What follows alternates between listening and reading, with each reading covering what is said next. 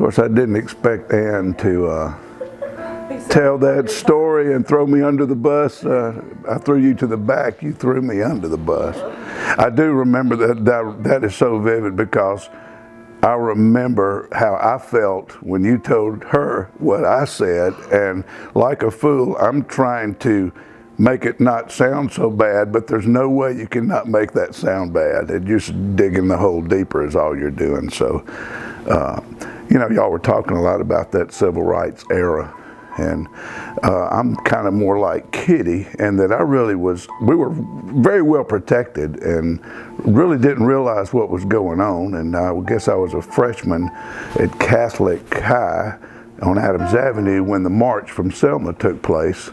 And I really didn't understand what it was all about. And I remember standing on the courtyard behind watching the march go by down on Dexter Avenue 2 blocks away, just, you know, not getting it. And it really wasn't until that same incident Pope had with taking the maid to the bus stop and they wouldn't ride in the, you know, oh no, there's no way I'm going to ride in the front seat of the car with you. And she explained why, and I dropped it. And that was the first time that I realized it, because we loved these women that worked in our house and helped just like family.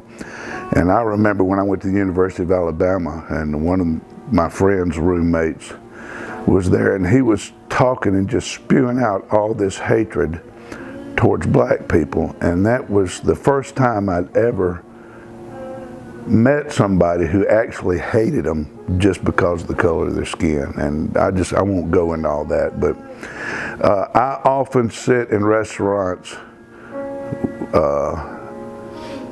and see whites and blacks and Koreans and Mexicans and just all different kinds of people sitting together eating at the same table, at separate tables, and thinking it's just hard to remember or to think that it wasn't very many years ago that this couldn't happen, and how ridiculous that was. And so it's been a tremendous change, and this city has come a long, long way.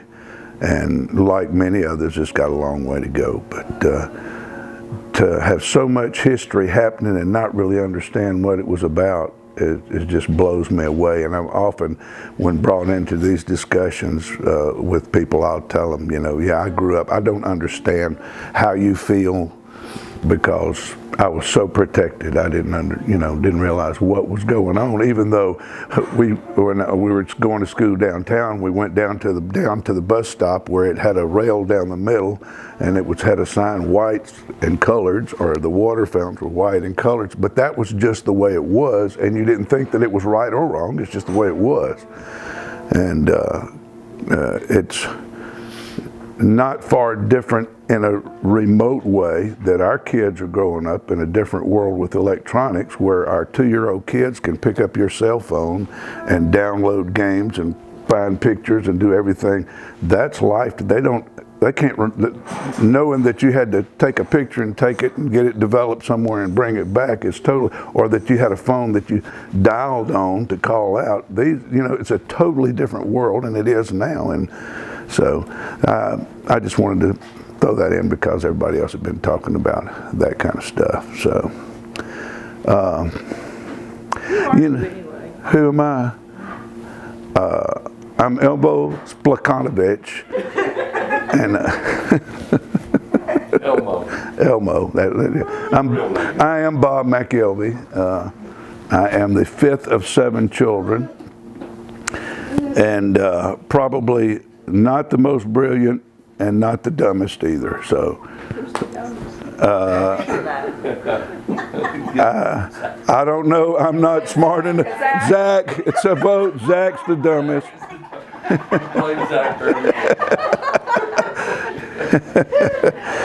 Well, I tell you about that. Me and Zach fought every day of our lives growing up. We argued. Mother and Dad would say, if y'all gonna do that, go to the back room. Or if y'all gonna do that, go outside. We'd go outside, put out a blanket, and fight on the blanket like we were boxing.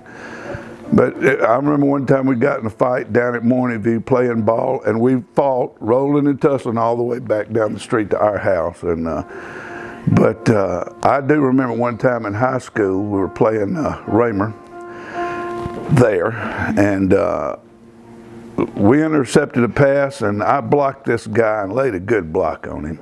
And he came up and took a swing at me. Bam! And before I could do anything, big old Carl Tatum had wrapped me up where I couldn't move. And I looked to the side, and Zach is climbing over the fence. He didn't like somebody hitting his brother. Yeah, we could fight each other, but don't you mess with it. And Ann and Kitty will tell you, if you give them a chance, a bunch of lying stories about how mean we were. But the truth is, we can do it, but don't you mess with my sisters.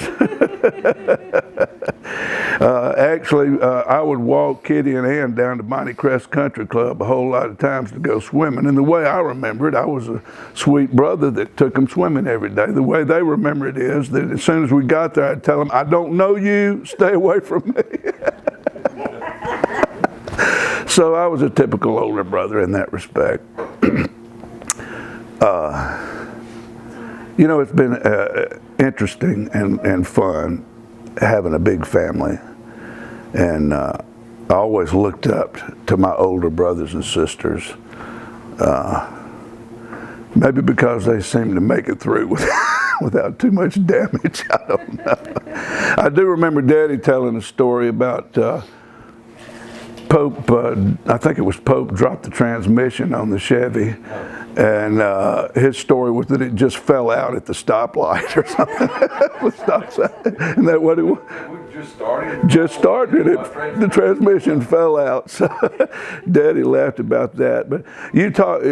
Somebody was talking about how their language was not common to. I never heard Mother and Daddy talk ugly, hardly ever. Mother never. Daddy.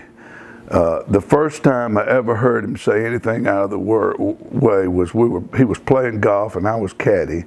I was maybe 12 years old. We were on number 5 hole at Bonnie Crest, and he sliced one into the woods, and he referred to the heritage of that ball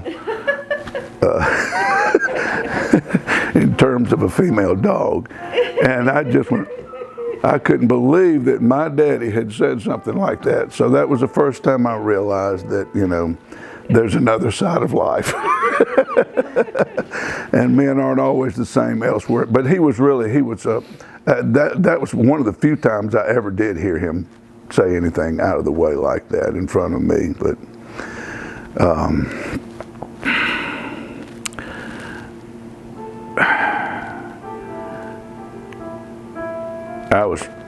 there's so many different things I was been thinking of, and I knew I wouldn't remember a dang one of them. Can we take a break for a minute? No. Yeah, that's good. Thank you. Thank you. Thank you. I will tell you a story here that probably doesn't need to be told, but man, I guess y'all have all heard it. I don't know, but as you know, I was not the most perfect of young men. In my 20s. Began to experiment into things, and I'd left college, was living at home, and Kitty had written a play at school, and she took a particular sports coat as a prop for the play to school, and inside the pocket of that sport coat was my dope stash. Well, I came home not knowing this had happened, and I went to enjoy a relaxing afternoon and found that was impossible. And when Kitty got home, I said, well, Kitty, do you happen to know what happened to my sport coat? Oh, yeah, I just took it for the play I'm doing at school. So I said, Kitty, there's something in the pocket that you need to bring home very carefully. So she did. She was scared to death the whole way home, but it got home safely. But that was a scary moment there. Actually, you and Doug sat down to tell me. Did we both tell you that? Okay, That's probably true. It is true. Yeah. Because you were scared to death. Oh yeah, I was kind of freaky deaky because that would be How old are you? junior high. High school. It was junior high. It was at Capitol Heights. Oh yeah, it was junior high. It was 9th grade. Yeah. And you were still in school? You were still there at school? No, I'd come home from school. Yeah, he was home from college. He was I think I'd quit college by then. I can't remember. That's too far back to put times and dates together. That was a hairy moment. Then there was the time. Now, wait a minute, I have to add something to that story. Okay. I said I'd bring it home, but I wanted something in return. I wanted to go with you to see Jesus Christ Superstar. That's right. That's right. That's right. That was the beginning of my demise. Because that play, in that play there was a character that smoked dope. But before that day, when I found out about the dope in the pocket and went to Jesus Christ Superstar, that was just a story in a play. How much lighter that package was when you delivered it. Well, I tell you, there was another time when me and a friend had gone to Tuscaloosa to a concert, and we took a couple of pills on the way up there, and we were in the clouds on the way back, and his car broke down right in front of the police station in Montgomery. And we're standing, these two cops happen to roll up, and they've got some young guy in the back that I guess is kind of riding a long day or something, and the one in the back is just doing his hands with a big smile like, oh boy, we got somebody now, because I looked the part. And so the cops got out, well, the cars broke down, so the cop comes out in the guise of helping, and he's showing a flashlight, he's looking in the ashtray, and he's looking on the floorboard. He's going to really help start the car like that. At any rate, we said, well, is there a phone nearby where we can call somebody? He said, yeah, up at the police station. So we walked up to the police station, and I'm on the phone. I called home, and Kitty answers. I said, Kitty, I need you to come pick me up. Well, where are you at? At the police station. Oh my God. I said, no, the car broke down. So one time Mother was at work, and she took a tomato to work with her lunch at the highway department. And they said, well, did you grow that tomato? She says, no, I can't grow anything but children and weeds. And all my children ended up looking like weeds. That's true. I remember one time when I had learned to drive, and I would go and work for Daddy after work, and then pick up Mama and bring her home. And we're going home, and they got these commercials for whatever the stuff was, the pill you took for acne. And I had some bad stuff, and I told Mother, I says, I want to get that medication. It's an oral contraceptive. I don't know where that word came from at that moment. Definitely the wrong one. She said, do you know what that is? Did she know what it was?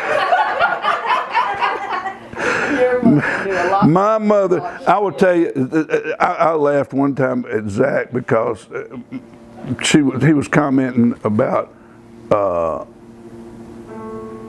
Versi being very naive, and he says, she's naive just like you are. And Mother looked at him, and I'm thinking, Zach, you are so much in the dark, because Mother knew a lot. She was smart, and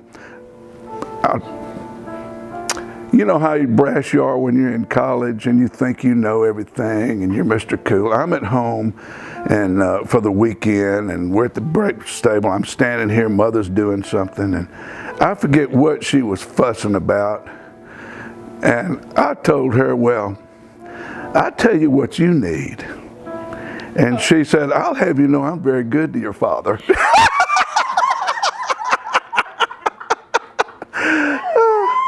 And I shut up right then.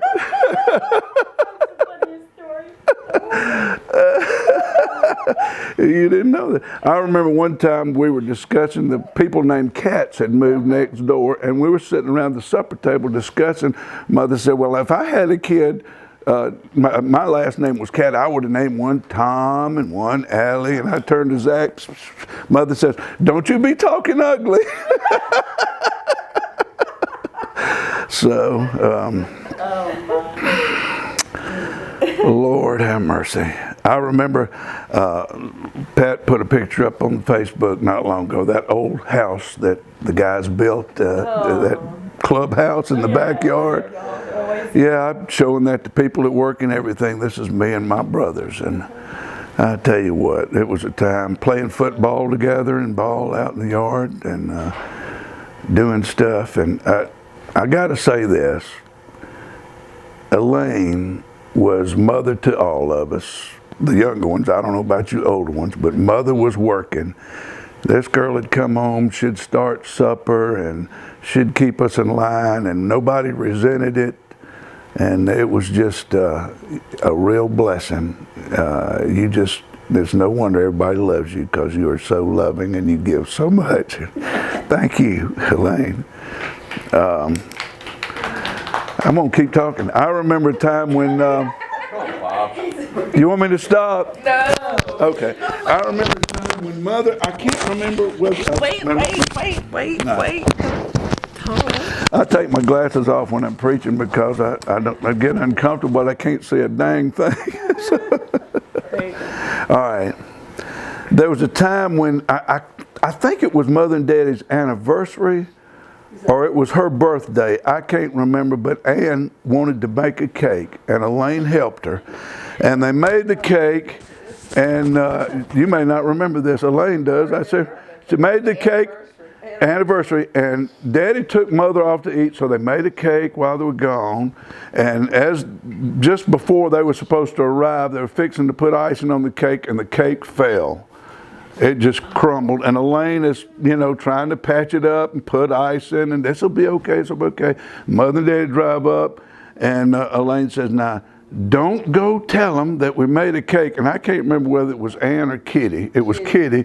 Ran to the door and to meet him and says, "We didn't make you an anniversary cake." Oh, Lord. I have a question. Yeah. Mama never could remember anybody's name. Yeah. It's a genetic fact. I did the same thing.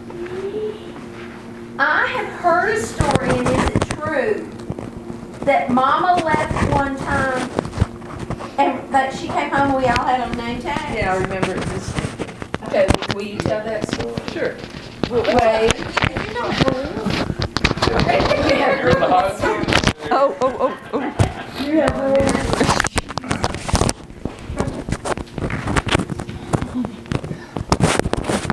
Rules.